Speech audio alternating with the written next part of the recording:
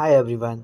English PYQ series का जो हम एसएससी एमटीएस के लिए कर रहे हैं उसका लेक्चर नंबर 8 है। और इसमें पीवाईक्यू सीरीज में आप सभी को पता है हम एमटीएस 2022 के पेपर सॉल्व कर रहे हैं। और ये एमटीएस 2022 का एग्ज़ाम है जो कि 4 मई 2023 को हुआ था शिफ्ट 2 का। ठीक है, तो चलिए वीडियो को शुरू कर लेते हैं। उससे पहले अगर आपके पास कॉपी पेन नहीं है तो कॉपी पेन लेके बैठो साथ में। और एक और बात कि जो क्वेश्चन स्क्रीन पर आप देखोगे, जैसे मैं ये पहला क्वेश्चन आपको स्क्रीन पे देखोगे आप, तो पहले मेरे बताने से पहले वीडियो को पॉज किया करो और ख़ुद सॉल्व किया करो, और बाद में वीडियो के एंड में कमेंट करके बताया करो कि आपके टोटल 20 क्वेश्चन है कि 20 क्वेश्चन में से कितने क्वेश्चन गलत गए और कितने सही गए। तो पहला क्वेश्चन देख लेते हैं हम। पहला क्वेश्चन है, हमें एक correct fill in the blanks भरना है। ठीक है, इसमें अब आप सेंटेंस पढ़ लो एक बार। Snow blank lightly as everyone was leaving church. देखो वो कह रहा है कि स्नो फॉलिंग आएगा, मतलब देखो गिरना तो आएगा ही आएगा, कि स्नो गिर रही थी, धीरे धीरे स्नो गिर रही थी, हल्की हल्की स्नो हो रही थी, जब एज का मतलब जब सब लोग चर्च से निकल रहे थे। तो बताओ, जब सब लोग चर्च से निकल रहे थे, जब स्नो हल्की हल्की गिर रही थी, तो इसमें पास्ट, जब ये पास्ट में है तो स्नो भी तो पास्ट में ही गिर रही होगी। ठीक है, तो एज तो आएगा नहीं। ठीक है, अब फॉलन हेल्पिंग वर्ब तो आएगी ना, कि डायरेक्ट हम मेन वर्ब लगा देंगे तो ये भी होगा नहीं, यहाँ भी ये भी गलत है, इसमें भी हेल्पिंग वर्ब नहीं है। ठीक है, हेल्पिंग वर्ब आएगा उसके बाद ही तो मेन वर्ब आएगा। तो यहाँ पर एक ही सेंटेंस है, वॉज फॉलिंग, क्योंकि वॉज इसलिए आएगा क्योंकि सेंटेंस जो बात की जा रही है वो पास्ट की जा रही है। नेक्स्ट क्वेश्चन देख लेते हैं। नेक्स्ट क्वेश्चन है आपका, सत्य Nadella completed his primary education Hyderabad public school. ठीक है, अभी हमको एक चीज़ बता देता हूँ जो आपकी अगर आप कहीं से एजुकेशन प्राप्त करते हो किसी भी इंस्टीट्यूट से, ठीक है, तो उसके लिए जो प्रपोजिशन यूज होती है उसके लिए हम प्रपोजिशन यूज करते हैं फ्रॉम। ठीक है, तो सत्य Nadella completed his primary education from Hyderabad public school Begum PAT.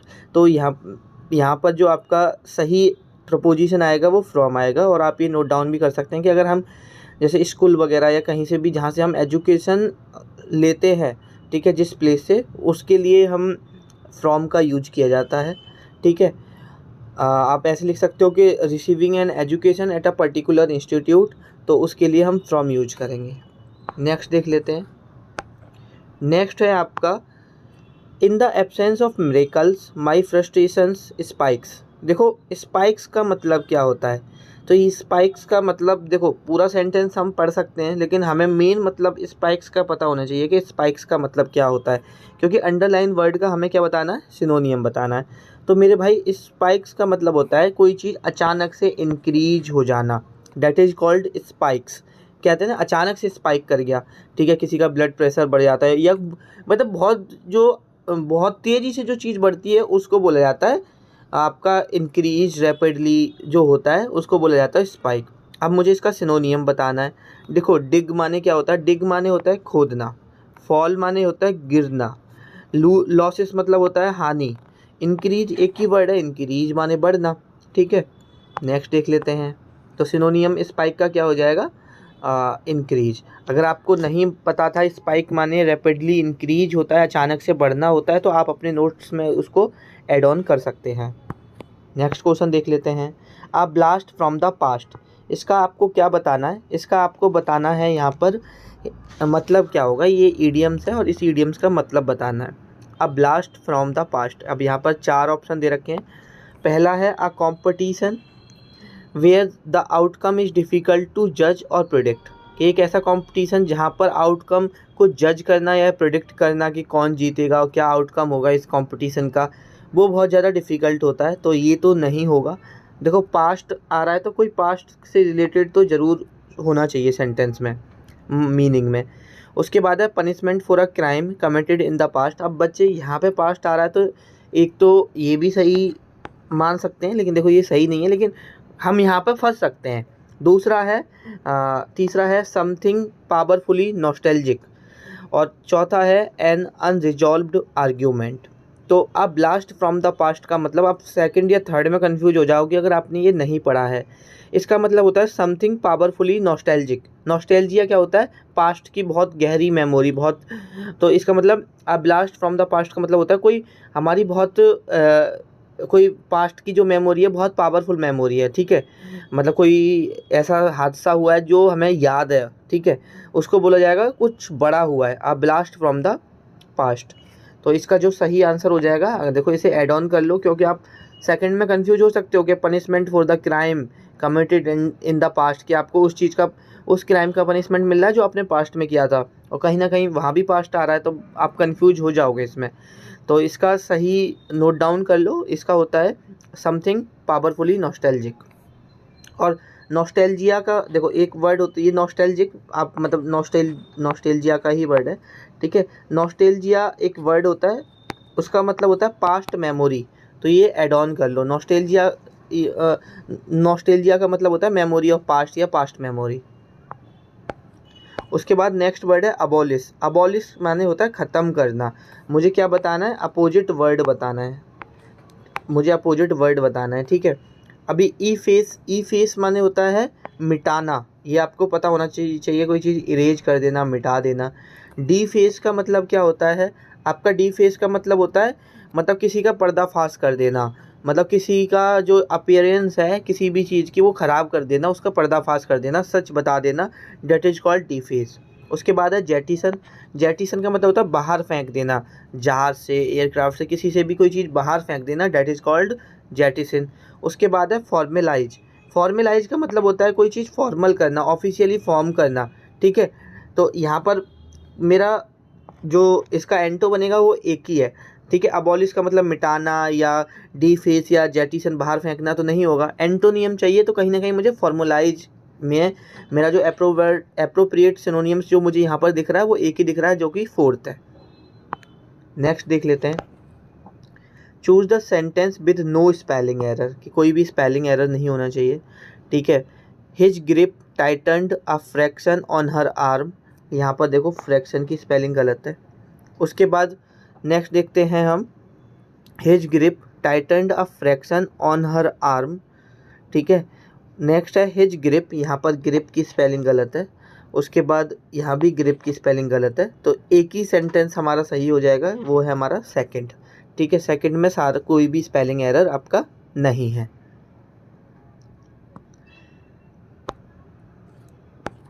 Next देखते हैं, नेक्स्ट है आपका choose the incorrectly spelled word, ठीक है। कौन सा इसमें इनकरेक्टली वर्ड है वो बताना है। ड्रैप की स्पेलिंग सही है, वाइव की स्पेलिंग सही है, सराउंड की स्पेलिंग सही है।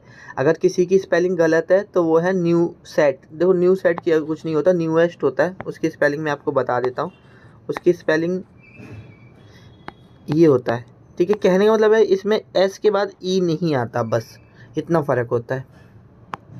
नेक्स्ट सेंटेंस देख लेते हैं, नेक्स्ट क्वेश्चन देख लेते हैं। She was moving slowly and yesterdays when she fail.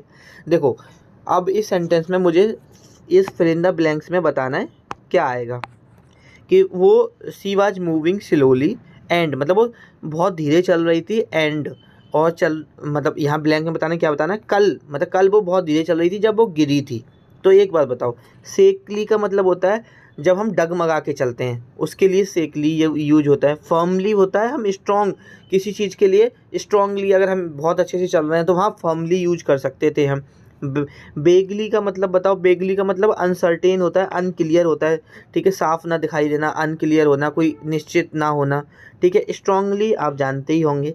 तो एक बात बताओ, वो गिरेगी तो वो डगमगा के ही तो चल रही होगी, जो एप्रोप्रिएट वर्ड बन रहा है वो सेकली ही तो बनेगा। और हमें वैसे भी एडवर्ब चाहिए यहाँ पे, देखो वैसे तो सारे ही एडवर्ब हैं, तो यहाँ पर हमारा जो राइट आंसर हो जाएगा वो हो जाएगा यहाँ पर सेकली, ठीक है। तो सी वाज मूविंग, वो धीरे धीरे और डगमगा के मतलब सेकली चल रही थी और जब वो गिरी थी, ठीक है। तो यहाँ पर एक ही वर्ड है, देखो यहाँ पर ऐसा नहीं है, हमारी बस सोच समझ और क्या अप्रोप्रिएट वर्ड हो सकता है वो यूज होगा, और हमें थोड़ी सी वोकैब पता होनी चाहिए कि सेकली का मतलब फर्मली, बेगली, ठीक है। नेक्स्ट है हमारा they must have been more than just suspicious of you, ठीक है। यहाँ पर सस्पीशियस का हमें एंटोनियम बताना है कि सस्पीशियस का एंटोनियम क्या होगा। देखो सस्पीशियस का मतलब तो सभी जानते होंगे ना कि सस्पीशियस का मतलब क्या होता है।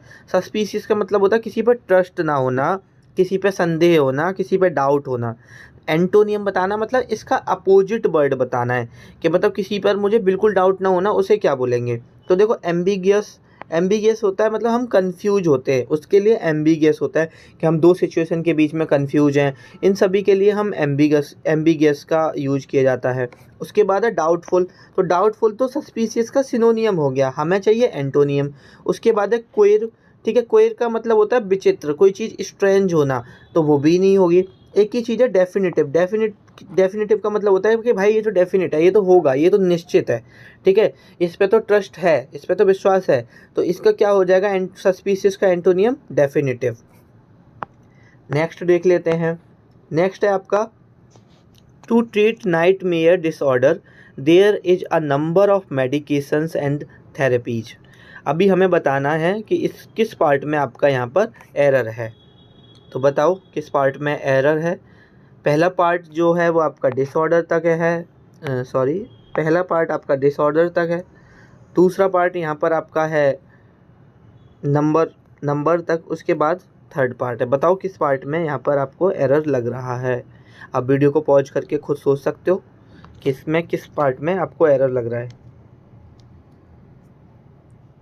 तो देखो जिस पार्ट में एरर है ना, हम एक बार इस सेंटेंस को दोबारा से पढ़ो। To treat nightmare disorder there is a number of medications and therapies.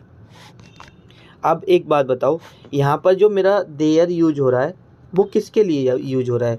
मतलब बहुत सारी मेडिकेशंस हैं, थेरेपीज हैं, ठीक है, जो हमारे नाइटमेयर डिसऑर्डर होते हैं उनके लिए। तो और ये मेरा क्या है, मेडिकेशन और थेरेपीज, ये मेरा प्लूरल है। जब मेरा ये प्लूरल है तो ये देयर, जब मैं इस सब्जेक्ट को यहाँ पर रिप्रेजेंट करने के लिए देयर लगा रहा हूँ, तो इसके बाद जो हेल्पिंग वर्ब आएगी वो भी तो प्लूरल आएगी। तो यहाँ पर इज ना आके आर आएगी। ठीक है, तो ये भी आई होप आपको समझ में आ गया होगा। नेक्स्ट क्वेश्चन देख लेते हैं। नेक्स्ट क्वेश्चन है आपका select the most appropriate option to fill in the blank. मुझे मोस्ट अप्रोप्रिएट ऑप्शन बताना है। What to do in the event of gas. अब देखो गैस एक ही चीज़ है, गैस लीक होगी। ठीक है, अभी लीक की स्पेलिंग सबको पता है कि ये होती है, तो एक ही ऑप्शन है, ये तो आंख बंद करके भी आप कर दोगे कि हाँ भाई इसका मतलब ये होता है। लीड का मतलब आप जानते होंगे, कोई चीज़ गाइड, किसी चीज़ को गाइड करना, डायरेक्शन देना, डेट इज़ कॉल्ड आपका लीड होता है। और लीक एक तरह की वेजिटेबल होती है, तो ये तो बिल्कुल नहीं आएगी। और लीड का मतलब होता है मतलब किसी को अनप्लीजेंट तरीके से देखना। मतलब कि लीड का मतलब इस तरह से देखना कि किसी को इस तरह से देखना कि सामने वाले को दिक्कत हो। ठीक है, तो किसी को अनप्लीजेंट वे से देखना, that is called lead. Next देख लेते हैं। क्वेश्चन नंबर हमारा 12 है। MLA is a representative electing by the voters of the constituency to the legislature. बताओ इसमें क्या आएगा। ठीक है, यहाँ पर 4 ऑप्शन है हमारा। तो देखो MLA इज अ रिप्रेजेंटेटिव। अब इसके बाद क्या आएगा, मेरा इलेक्टिंग तो आएगा नहीं। ठीक है, अगर मैं इस पूरे सेंटेंस को एक बार ढंग से पढ़ता हूँ तो इलेक्टिंग तो मेरा यहाँ पर आएगा नहीं, क्योंकि मुझे इलेक्टिंग की ज़रूरत ही नहीं है। ठीक है, MLA is a representative, elected आएगा। इलेक्टेड सिर्फ 2 में है। ठीक है, एक है वाई आ और एक है वाई दा। तो दा आएगा हमारा, क्योंकि वोटर्स के लिए हम एक पर्टिकुलर ग्रुप ऑफ वोटर्स की बात कर रहे हैं। तो यहाँ पर क्या आएगा, इलेक्टेड बाय द वोटर्स। ठीक है, 4th ऑप्शन हमारा सही हो जाएगा। नेक्स्ट सेंटेंस देख लेते हैं। नेक्स्ट है हमारा कन्फर्म। कन्फर्म का मुझे क्या बताना है, सिनोनियम बताना है। ठीक है, कन्फर्म का मुझे सिनोनियम बताना है। कोरोजन होता है, जो जंग लगने की प्रोसेस होती है उसको कोरोजन कहते हैं। कॉलिजन का मतलब होता है टकराव। कोरोबोरेट का मतलब होता है किसी को सपोर्ट करना, कोई चीज़ को कंफर्म करना। ठीक है, और कोलेबरेट होता है साथ में काम करना। तो कंफर्म का सिनोनियम क्या हो जाएगा, कोरोबोरेट। यहाँ पर कंफर्म का सिनोनियम हो जाएगा। नेक्स्ट देख लेते हैं। I particular like that kitten because it has white feet. तो बताओ इसमें किस पार्ट में एरर है। तो देखो जो मेरी यहाँ पर लाइक है, वो एडवर्ब है, सॉरी वर्ब है।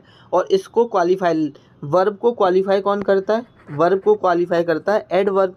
तो वर्ब से पहले मुझे क्या चाहिए? एडवर्ब। ठीक है, तो मैं पर्टिकुलर को, अगर मुझे पर्टिकुलर को एडवर्ब बनाना है तो पर्टिकुलरली कर दूंगा, तो मेरा क्या हो जाएगा? सही हो जाएगा। ठीक है, तो मुझे पर्टिकुलरली करना पड़ेगा। तो मुझे किस पार्ट में एरर है? मेरा इसी पार्ट में एरर है। नेक्स्ट देख लेते हैं, एक्सट्रीम फिजिकल और मेंटल सफरिंग। ठीक है, हम किसी फिजिकल और मेंटल सफरिंग, किसी बहुत फिजिकली भी दुख में है, मेंटली भी दुख में है, उसको क्या बोला जाता है? तो उसको बोलते हैं अगोनी।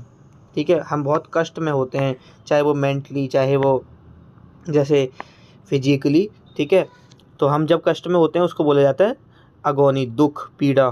ठीक है, इसको हिंदी में बोला जाता है। ऑटोनॉमी मतलब होता है सेल्फ गवर्निंग, कि मतलब ऑटोनॉमी का मतलब कि अगर कोई चीज़ है किसी का, मतलब सारे डिसीजन वो खुद लेगा, उसे फ्रीडम है, उसे आज़ादी है। ठीक है, वो सेल्फ गवर्निंग है, उस पर कोई ऐसा नहीं है कोई अपने आके डिसीजन या अपने आके बातें बोल रहा है।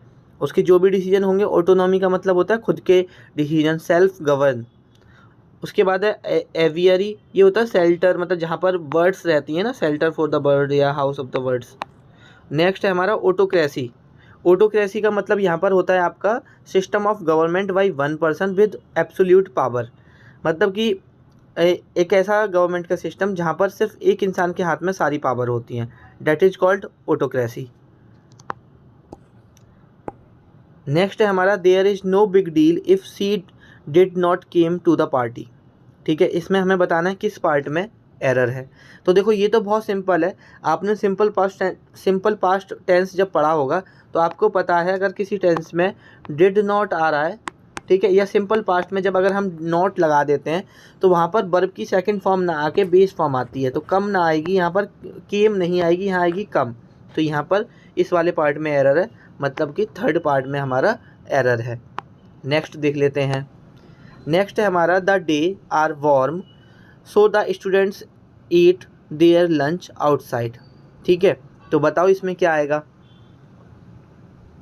तो देखो यहाँ पर जो हमारा सेंटेंस है, देखो सो दिखाता है, मैंने एक बार पिछले PYQ सीरीज में किसी लेक्चर में बताया है कि सो रिजल्ट या रिजल्ट को दिखाता है कि दिन बहुत बहुत गर्मी थी इसलिए बच्चे बाहर आके खाना खा रहे थे। तो ये बताओ, जिस दिन गर्मी थी उसी दिन तो बाहर आके खाना खा रहे थे। अगर पास्ट में ये सेंटेंस पास्ट में खाना खा रहे थे तो गर्मी भी तो किसी पास्ट में ही रही होगी, जिस दिन गर्मी थी उसी दिन बाहर खा रहे थे। तो ये प्रेजेंट आर आने का तो कोई मतलब बनता नहीं है। तो द डे वॉज वार्म, तो कौन सा ऑप्शन सही हो जाएगा? हमारा फोर्थ ऑप्शन सही हो जाएगा। नेक्स्ट है मेरा against the clock. Against the clock का मतलब होता है आपका, ठीक है, अगर मैं चारों ऑप्शन की हेल्प से देखें, to take on a task that is a way of big, तो ये तो नहीं होगा। On the point of achievement, to avoid talking, ये भी नहीं होगा। मतलब अगेंस्ट द क्लॉक होता है बहुत जल्दी कोई काम करना। Rust and short on time, ठीक है, यहाँ पर टाइम मिस हो गया। ठीक है, rust and short on time होना चाहिए, और मतलब कि वक्त से पहले कोई काम खत्म करना, जल्दबाजी करना, that is called against the clock. Next है हमारा don't try to force the window open और यू माइट ब्रोकन इट। अब आपको पता है माइट है, और माइट के बाद क्या आता है? बेस फॉर्म, तो ब्रोकन नहीं आएगी, क्या आएगी? ब्रेक आएगी। ठीक है, एस या कुछ भी नहीं लगाते, सिर्फ बेस फॉर्म आएगी, तो you might break, you might breaks भी नहीं आएगी, सिर्फ आएगी यू माइट ब्रेक।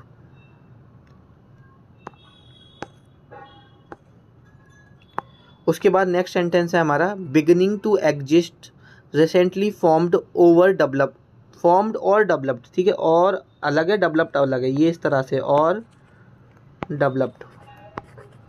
ठीक है, beginning to exist recently formed और डेवलप्ड, कोई नया नया फॉर्म हुआ है, नया नया बना है, ठीक है, उसको बोलते हैं नेसेंट। ठीक है, नेसेंट मतलब कोई नई चीज़ बनी है या नई चीज़ डेवलप हुई है, अभी एग्जिस्टेंस में आई है कोई चीज़, उसको बोलते हैं नेसेंट। अगर हम और देखें हेराल्ड, हेराल्ड का मतलब होता है मैसेंजर, संदेश वाहक, जो एक संदेश को, एक मैसेज को दूसरी जगह मैसेज लेके जाता है, उसको बोलते हैं हेराल्ड, संदेश वाहक। ब्लास्फेमी का मतलब होता है यहाँ पर आपका जो गॉड के बारे में कुछ गलत बोलना, ठीक है, मतलब उनके गॉड के बारे में गलत बोलने को क्या बोला जाता है? आपका ब्लास्फेमी बोला जाता है। और नेव, नेव का मतलब होता है डिसऑनेस्ट पर्सन, अनस्क्रपुलस पर्सन, मतलब जिसमें मोरल प्रिंसिपल ना होना, जो बेईमान होता है उसको बोला जाता है नेब, KNABE। आई होप ये 20 क्वेश्चन देखते हैं हम डेली। आई होप ये लेक्चर आपके लिए हेल्पफुल रहा होगा। अगर वीडियो अच्छी लगी है तो वीडियो को लाइक कर देना।